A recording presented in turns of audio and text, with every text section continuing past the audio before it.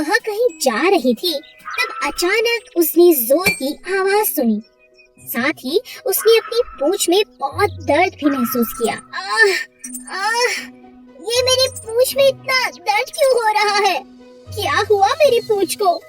ओहो, इतना दर्द! बाप रे बाप! जब उसने पीछे मुड़कर देखा तो पाया उसकी पूंछ तो शिकारी के बनाए पंजे में फंस गई थी। उसने अपनी पूंछ को खूब खींचा पर पूंछ तो फंस चुकी थी, जिसका निकलना बहुत मुश्किल था। अरे, पूंछ तो पंजे में फंस चुकी है। अब वह उसके शरीर से अलग हो चुकी थी। लोमड़ी, आहा, निकल गई। पर यह क्या? मेरा तो सिर्फ बालों का गुच्छा रह गया है। मेरी प्यारी लंबी खूबसूरत पूंछ आज मुझसे जुदा हो गई। मेरी पूंछ, हाँ, मेरी पूंछ। यह क्या हो गया? अब मैं दूसरी लोमड़ियों को क्या मुंह दिखाऊंगी? बिना पूंछ के लोमड़ी कैसे अच्छी लग सकती है? लोमड़ी अपने आप को कोसती हुई वहाँ से चली गई। कुछ दूर जाकर लोमड़ी को एक उपाय सूझा।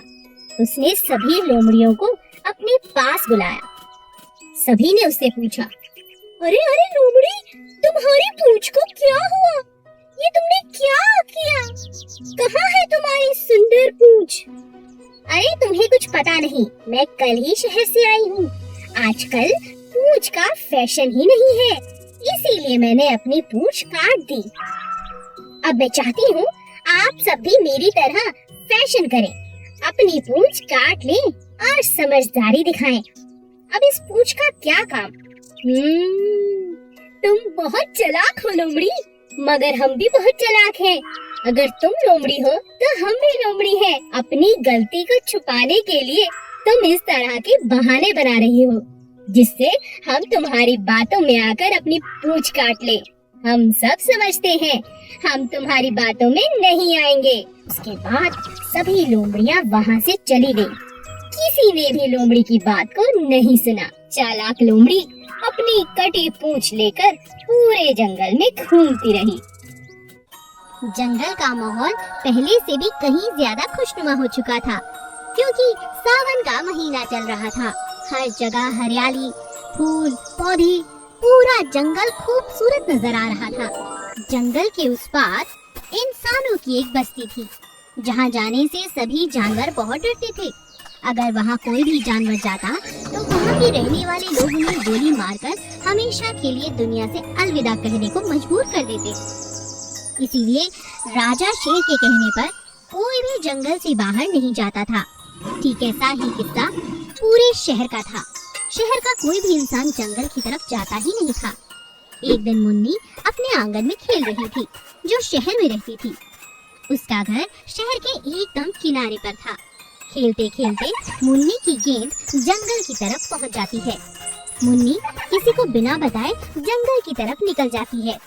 जंगल में नए नए तरह के फूल देखकर वो उनमें मस्त हो जाती है और उसे याद ही नहीं रहता कि आखिर वो कहाँ जा रही है। अरे कितना सुंदर फूल है, माँ ने तो कभी इस रास्ते के बारे में बताया ही नहीं। हाँ, तितली, खरगोश। मुन्नी बहुत खुश थी। वो जंगल के बीचों बीच आ पहुंची, लेकिन जैसे ही उसे वहाँ अंधेरा महसूस हुआ, वो जोर जोर से रोने लगी। मुझे माँ के पास जाना है। रोती हुई मुन्नी को शेर की आवाज आती है। मुन्नी और डर जाती है। मुझे मम्मा के पास जाना है, मुझे माँ के पास जाना है। चुप हो जाओ बच्चे, घबराने की जरूरत नहीं। हमारे जंगल के बहुत सारे जानवरों को तुम इंसानों ने मार डाला, मगर मैं तुम्हारी जान नहीं लूंगा। चलो तुम्हें तुम्हारे घर छोड़ देता हूँ। रोते रोते मुन्नी बेहोश हो जाती है। राजा शेर उसे अपनी पीठ पर बिठाता है और उसके घर की तरफ ले जाता है। आसपास के लोग राजा की पीठ पर बच्ची को देखकर डर जाते हैं और इधर उधर चिल्लाते हुए भागने लगते हैं। बचाओ, शेर! आओ, शेर! अरे बाप रे शेर! हाय मेरी बच्ची मुन्नी! अरे ये शेर के ऊपर क्यों है? मुन्नी की माँ ने जब अपनी बेटी को शेर के ऊपर देखा तो जोर जोर से चिल्लाने लगी और पत्थर मारने लगी। राजा शेर ने मुन्नी को वहीं रखा और अपने जंगल में चला गया। थोड़ी देर बाद जब मुन्नी को होश आया तो उसने अपनी माँ को सब कुछ बताया। माँ, आपने उस शेर को क्यों मारा? वो बहुत अच्छा था, उसी ने मेरी जान बचाई। मैं तो गेम खेलते खेलते खुद ही गई थी जंगल में।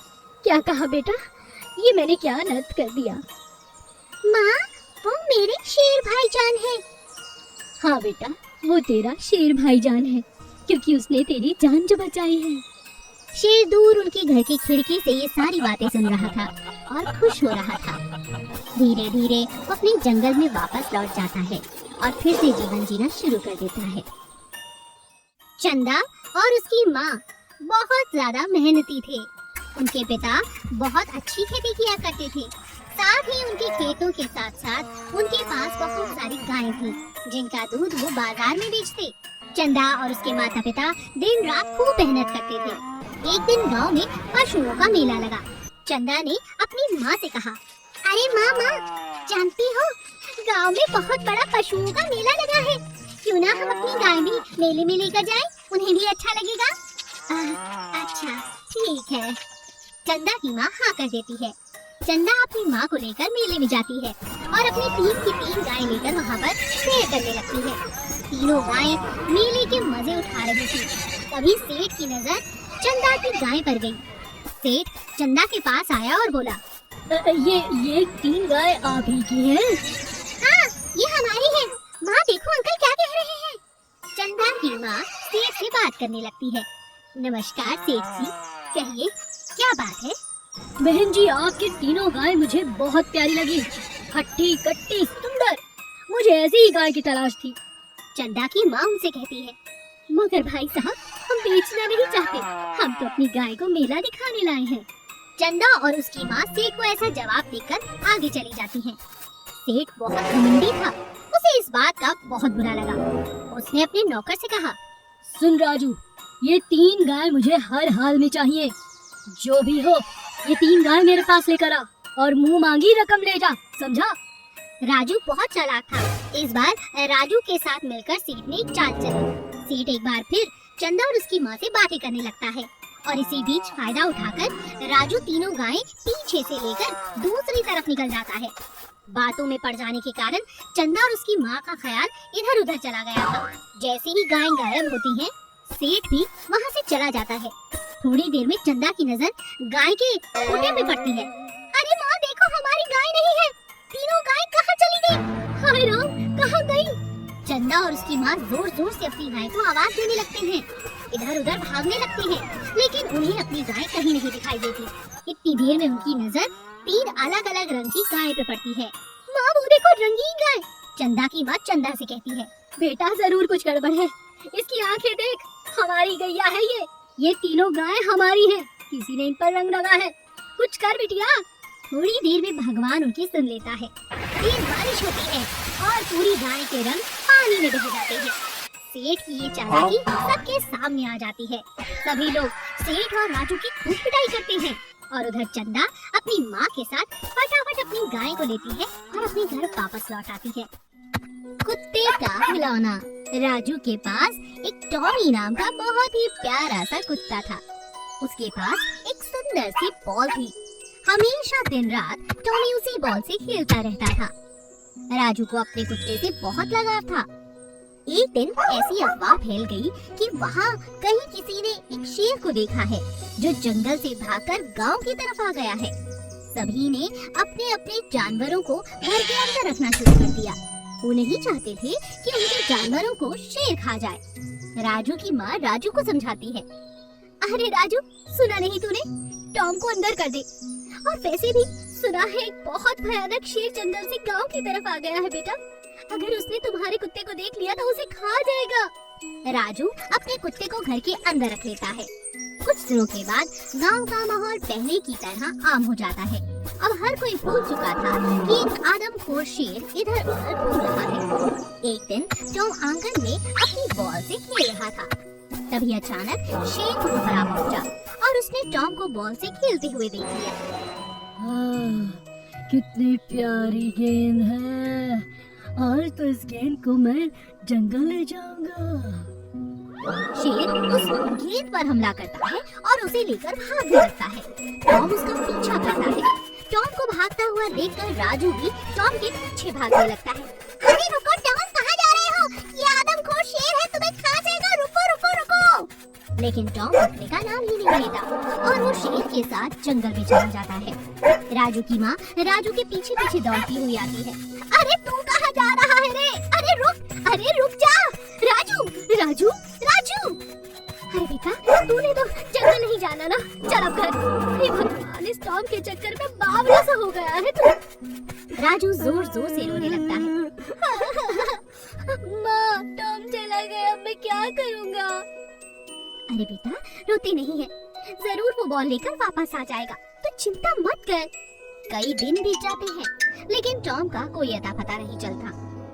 एक दिन सुबह सुबह राजू अपनी माँ की कपड़े धोने में मदद कर रहा था। उसकी माँ कपड़े धो रही थी और राजू उसे तार पर डालकर सुखा रहा था।